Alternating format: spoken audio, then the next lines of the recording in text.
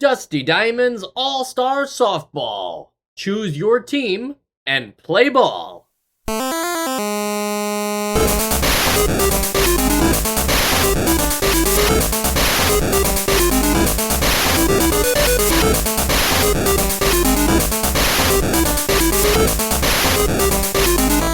And welcome to Nostalgia, a chronological exploration of every NES game released in North America. I'm Mike. I'm Sean. And I'm Joe. And the headline is Choose Your Team because that'll take a while in this game. Yeah, it's a actual like schoolyard draft. Is Dusty Diamond in there anywhere? See, now that's a good question. Is Dusty Diamond a famous... Mike, you know more about this stuff. Is Dusty Diamond like in the Hall of Fame? Of softball.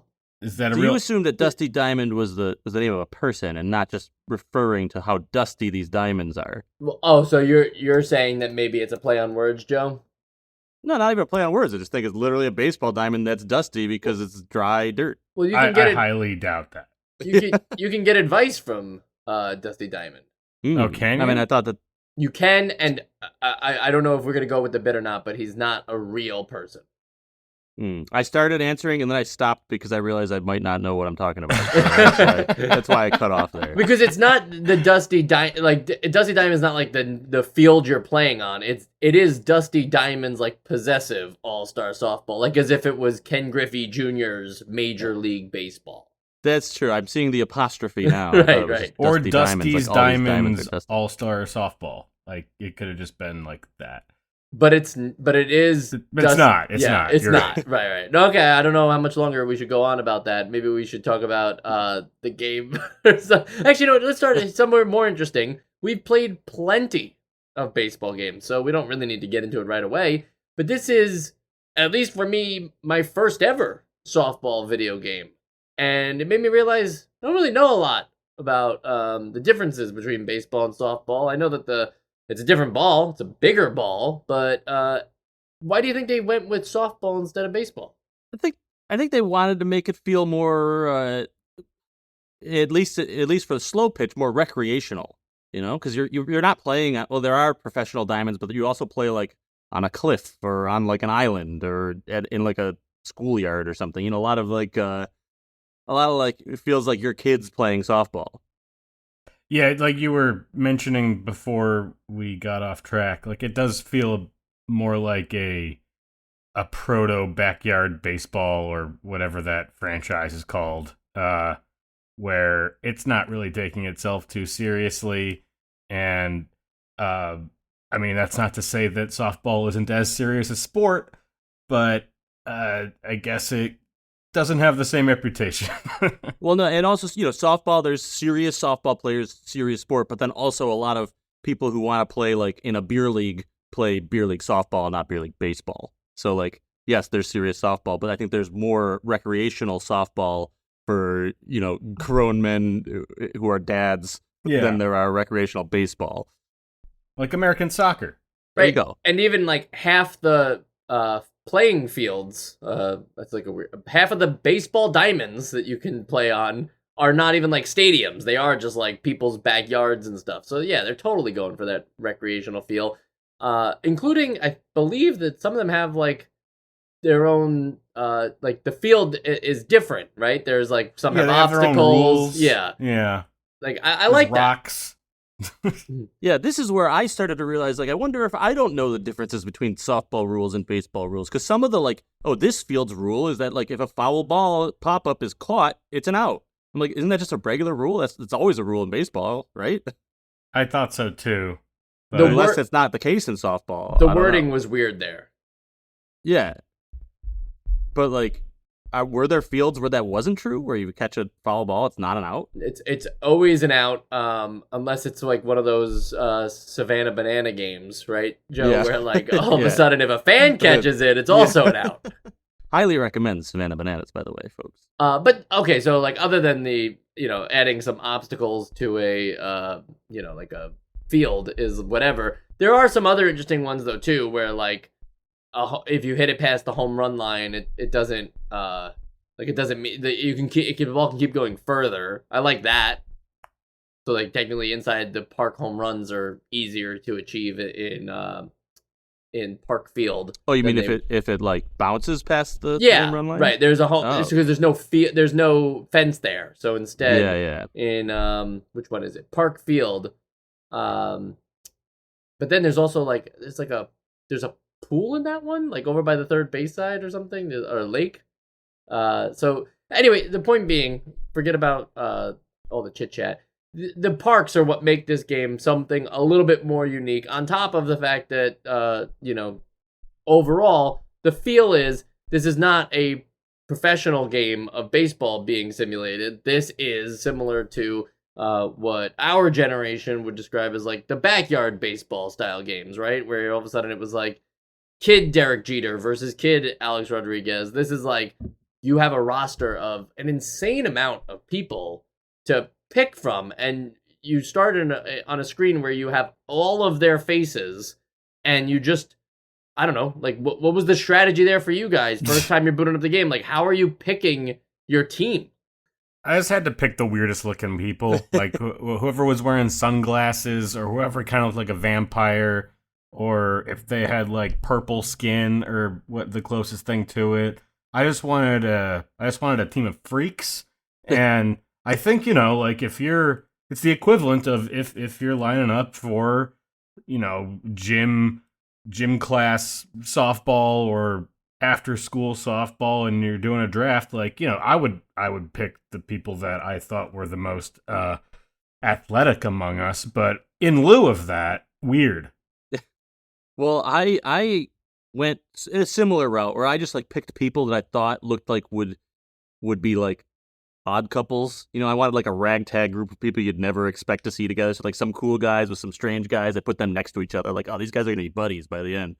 But I think the way that I would probably do this if I played more, having read the manual now, is you realize there's actually a lot of stats. Everybody has like stats. Yeah, I don't got you time can for that. get that from the manual. So like that's how you can build your team. That's how it's obvious. I think meant to be. But yeah, I just had fun with it also. Yeah, with 60 players, that is asking a bit much, but does add a ton of replay value, I suppose. The bigger deal about the individual characters, other than that some do share, even if you're doing Sean's strategy, like some of the faces do look awfully similar. There's a couple of those vampire-looking dudes.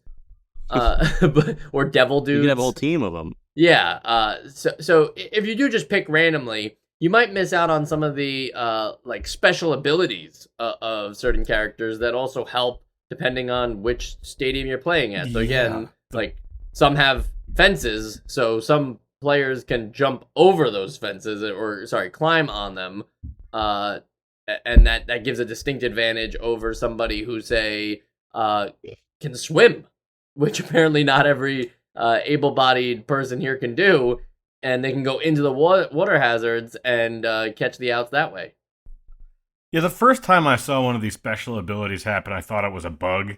Like there's like some characters that can fly, or at least like jump really high and then sort of hold the jump, and I'm like, did something just did this like sprite just become unmoored from the game? And then I realized like, oh no, that's like a feature.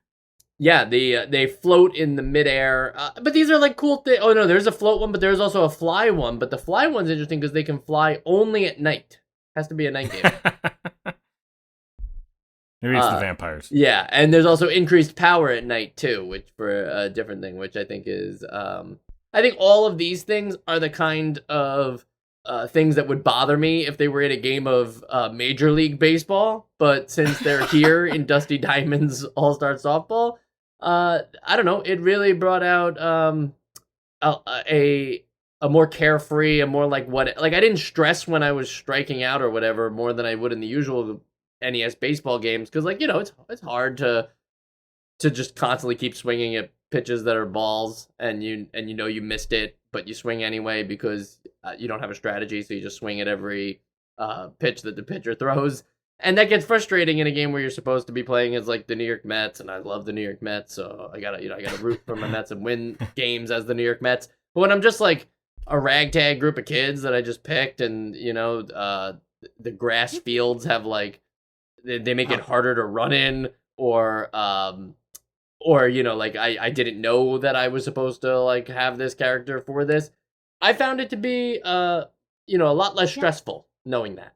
Yeah, it was a very it was chill. It wasn't like the gameplay itself wasn't too complex or anything, and I kind of enjoyed that from a baseball game. It was just it was simple. Yeah, I think that those powers are nice, and they add some flavor. That I guess like just the how infrequently you use them contributed a bit to the feeling that I have is that they didn't really go far enough with the goofball antics. Like I appreciated that, like some of them, they're swinging mops, they're swinging like old, like clubs from caveman days, and that's all very cool too. But it most of the time it just kind of felt like we were playing almost every other baseball game that we played. Like it didn't the core gameplay didn't stray too far away from what has come before, and I think that was a little bit of a missed opportunity. Yeah, but it was a testament to the fact that like I could just pick this up. I didn't have to look at a manual. I mean, I could pick it up and I know exactly how to play immediately. Right. I think no innovation. I think a lesser game would have made like the teams like this is the cavemen, right? And like they all use the club, and they all have like this one special ability, and then another one's like the vampires, right? It's like it was nice that you kind of get this amazing cast of characters, to which the point where like the manual even has bios for all of them, and they're not even like relevant to like, yeah, they tell you about like a little bit about their stats or whatever. There's a separate thing for that, but these are like bios about the characters themselves. So if you kind of create your own mythos around like, Sid Savage, right? Like that guy always comes in clutch for you, and then you can like read up on him and get a little bit of backstory there on Sid. I think that's fun, and I think that that's what makes this game the most unique thing about it is that playground aspect to it of picking your random team. It's got to be random. There's no way. I'm sure there's competitive Dusty Diamonds All-Star Softball somewhere in the world, but it's not for me. And anytime I boot up this game, you better believe I'm just picking based on, like Sean said, the faces, and I'm just going with that. That's my team. But that's also kind of what I mean. Like the most of what makes it cool is sort of outside the mechanics of the game. It's more so like the fact that each of these goofballs has a bio in the manual that's not really reflected in the game itself. I think it would have been cool to have a bit more integrated into the game. The weirdness. Yeah, it is kind of like a quirky, fun skin on top of the base baseball game, softball game.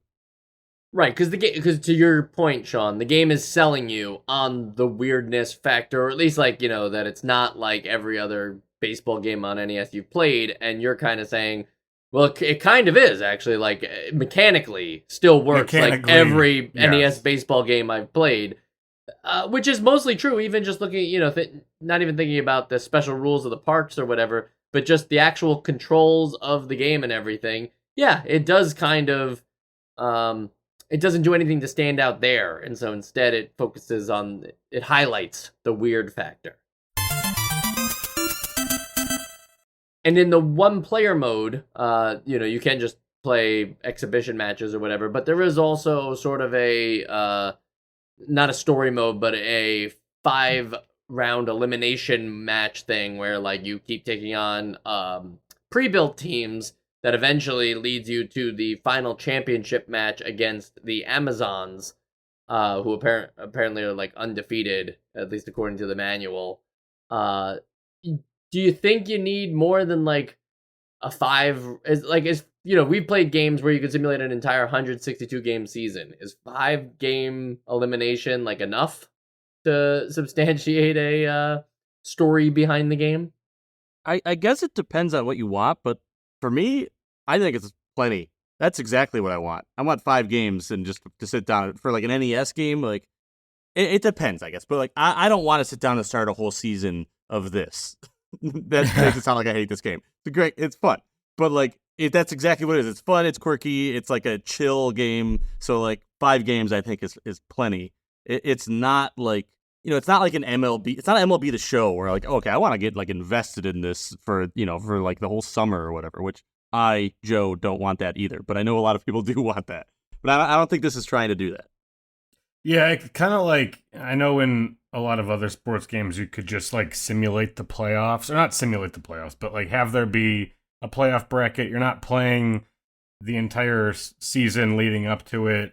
But I think that even that might be too much for some moods I might be in.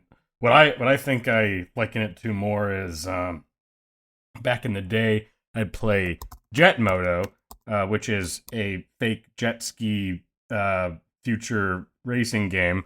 But basically you could either just do individual races, or you could make your own like circuit where you'd go from X course to Y course, and you could do it in whatever order you wanted. It could be however long you wanted, and at the end you could have like total standings between all those races. Or I guess like, any cup in like Mario Kart. So I think that's a better, it's like, it's not bite-sized, but it's almost bite-sized. And even just to take it out of the genre for a second, you think about arcade fighters, or something like Street Fighter. You really, in Street Fighter 2, you only fought like 6 or 7 other people maximum before you beat the game technically, but that was a really hard feat to do. And I think the same applies here, especially with the Amazons, who have unflinching AI that doesn't make any mistakes, and you really have to play perfect to beat them. It's one of those things where it's like, you're probably going to play, if if your goal is to beat all 5 teams, it's going to take you a lot to successfully beat all 5 teams back to back to back and everything. So you'll keep replaying that just like you would the fights in Street Fighter. So yeah, I also agree that I have never in a single baseball video game, despite some honest efforts, I have never actually completed the 162 season. I probably have gotten as close as like 112 or something like that. But it's just, you're going to burn out eventually. And nobody wants 162 games with these guys, right? No. But could they have taken the idea of like a rec league any further than just the gimmicks that you were describing, Sean? Like, was there anything else? Not trying to sim it out or anything, right? Like, you would also go to school then and develop a relationship with these world guys. Right. Not trying to do that, but just thinking about the rec part of it. Was there anything else that they like maybe left out that you were looking at? I'm trying to think now. It's a good question though. I think like modifiers would have been cool. Like, okay, so you gotta trim the active.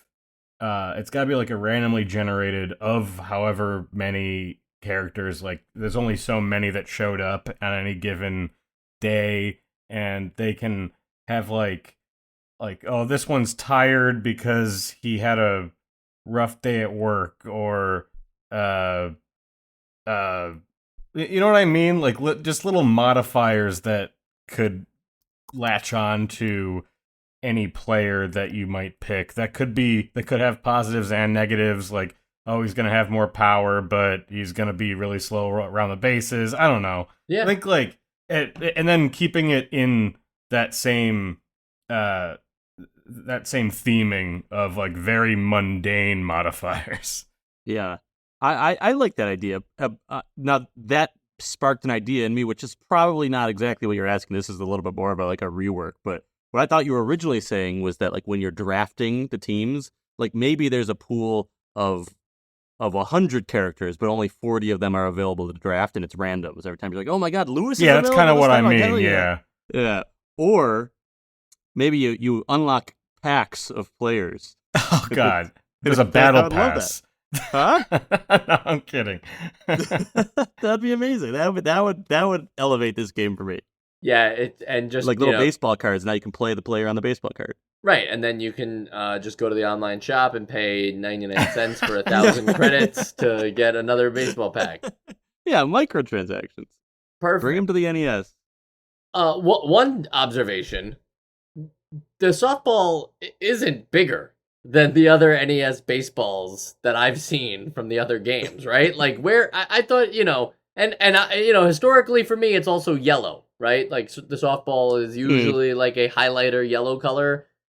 Neither one is true here. That just looks like a baseball to me. So a little disappointing. From what I there. can tell, the only things, and again, I don't know the actual details, but the only things that they've done in this game to make it softball, because I'm pretty sure that softball doesn't have rule changes based on what park you're in, is the animation is clearly an underhanded pitch, and there's 7 innings. I think that's it.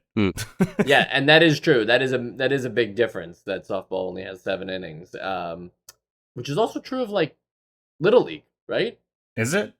Pretty sure. Yeah, I mean, when I played Little League, it was 7 innings. I'm not sure if it's a universal truth. I don't know if it's like a real, actual like Little League World Championship. Yeah, Little League World rule, Championships but... definitely goes to 7. Definitely not 9. Oh, okay. I mean, if anything, it would be even shorter. It'd be like 6. These kids don't work. Come on, make them do the whole 9. I'm not asking for the ball to be comically big either, because that would just obviously make the gameplay either really easy or a pain in the ass against the computers that would always make contact with the balls you throw. But just something, I don't know, maybe it comes down a little slower or something. I don't know what I'm looking for. I just wasn't looking for a little white ball that looks exactly like the hard balls of old. I mean, when I look at this relative to the pitcher, it's about softball size to me. No. Yeah. No way. Look at NES baseball ball. Look at the pitcher. Okay, well, look at the size of their heads.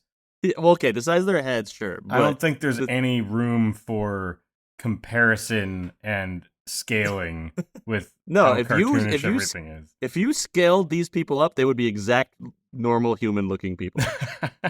I always think that like a softball is the size of like if you take your palm and like fully extend out your fingers, like that's a softball. And no. Yeah, right? Just the palm or the hand with the fingers? The hand with the fingers. Like you need to put the ball. That's not a softball. Yeah, you need to like. I think you need to curl your fingers a little bit. Curl them up.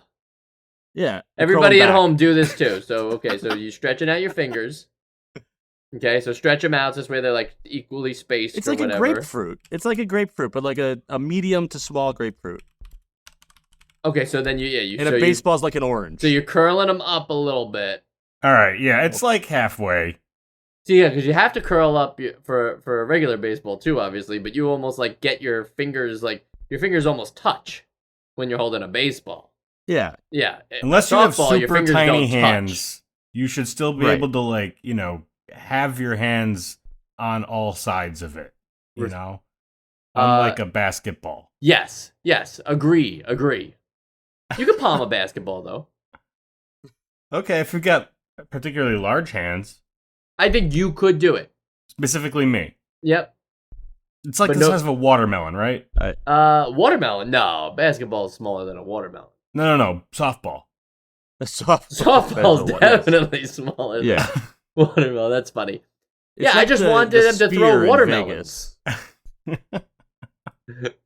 All right, we lost the plot. Yeah, we lost the plot a little bit, so we'll go over to the sequels and spin-offs. Unfortunately, there was never another Dusty Diamonds All-Star Softball, which is weird because they already established a 60-man roster, so like they could have easily been like doubled the size and been like, now 120 characters in Dusty Diamond Softball 2, but really all it is just like more stat adjustments so that it feels bigger. I could have seen a lot of ways to do this.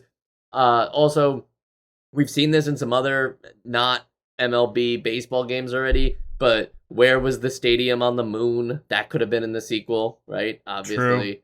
True. Where's the, speaking of the Amazons, right? It's like, where's the jungle level? I don't really get the sense that any of those are supposed to be. There's an island, but I don't feel a jungle.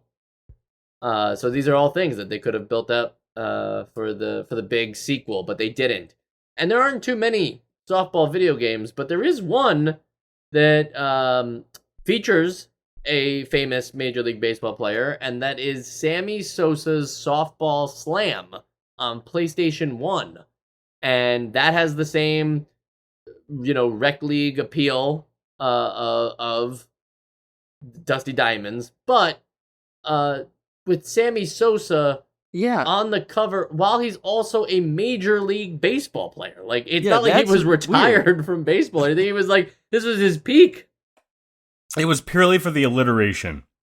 Like, Yeah, it would have I been a guess that's baseball true. game. Well, if they it should have wasn't... changed his name, not the sport. It should have been Bammy Bosa's baseball. No, because there's also Sammy Sosa High Heat Baseball 2001, which just rolls right off the tongue, obviously. Yeah. And was released in the year 2000, which is even worse. So that sucks. I hate when companies do that, when the year of the game is 1 year ahead of the year it was released. I mean, isn't that That's like like every all of sports them. game? Yeah, but ever? I don't like that. I'd rather it be the Yeah. one the year that I'm playing the game in, right? Like, But that's like last season. Yeah, but what Uh, if a little. you buy MLB 2025 and you're playing for like 6 months before 2025 hits. Then 2025 hits and they change all the rules of baseball, and you're like, well, now this game doesn't make any sense anymore. Could be true, but also I just want to go back to Sean's point for a second. I think, Sean, that works for Madden, like, sure, right? Because that actually, like, the season starts in September and ends in January. Like, I get it, but baseball, it starts in end of April, it starts in April and goes all the way through October. So it's like a good calendar year. So I feel like you could just name the game Sammy Sosa's High Heat Baseball 2000, and it's good for the entire year of 2000. So, wait, was there a Sammy Sosa's High Heat Baseball 99? That's what's even worse, Sean. No.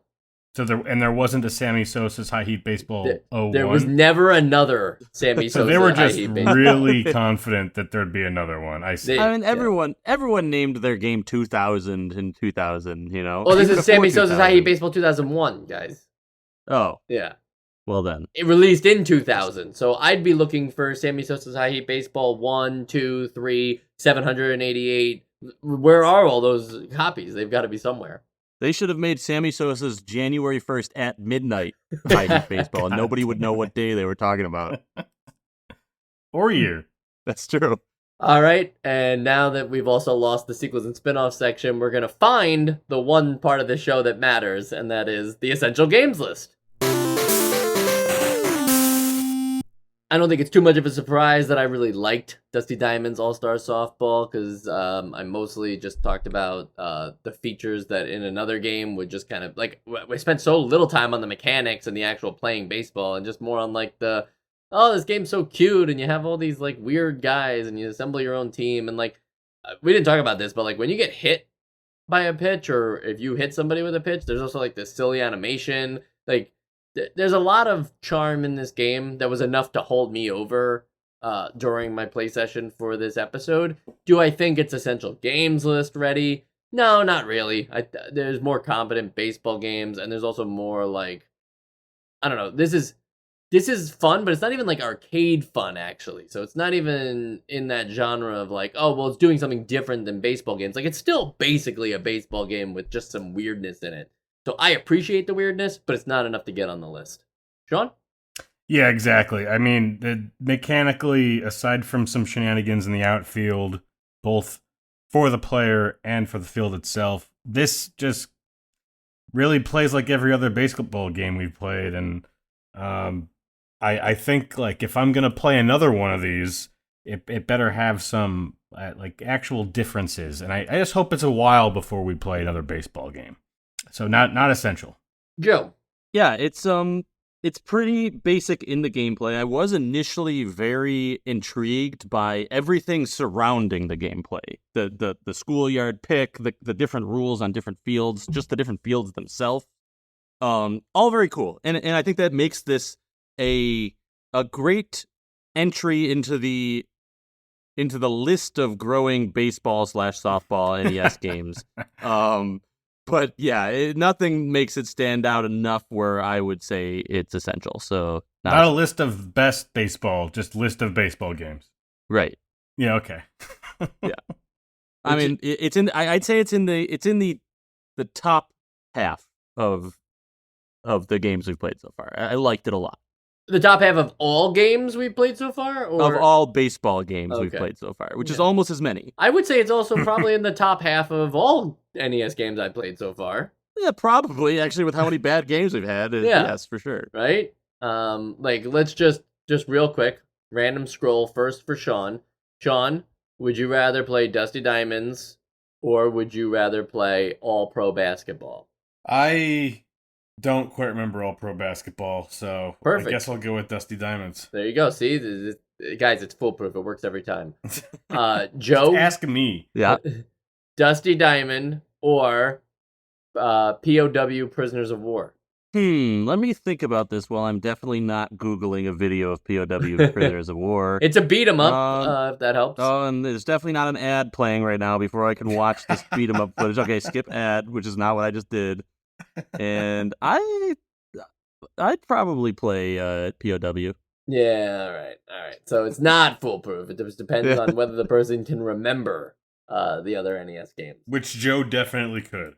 Yeah, I could. Yeah, that's why I didn't have to look it up. Well, next week we have a game that some people might have heard of. It's a little thing called Final Fantasy, and Is it like an think, indie? Yeah, I Is it think like you an indie guys title? you're familiar with it a little bit, right, Joe? Yeah. As soon as we're done with this, I'm off the show. This is all I've been waiting for, and I'm done. I've just been holding out for Final Fantasy. And here I thought you were gonna leave after Super Mario Brothers 3. Well, then you were like, "Oh, but Final Fantasy's coming up every week for we." I don't know if the listeners know how many times we've thought it was time to play Final Fantasy, and then found out that we were wrong on when it was actually released. It's been like at least 4 times. This is like the 4th time we've been like about to play Final Fantasy. What? This is like a popular franchise? It better be, because if this game doesn't sell, it will be Square's Final Fantasy. Wow.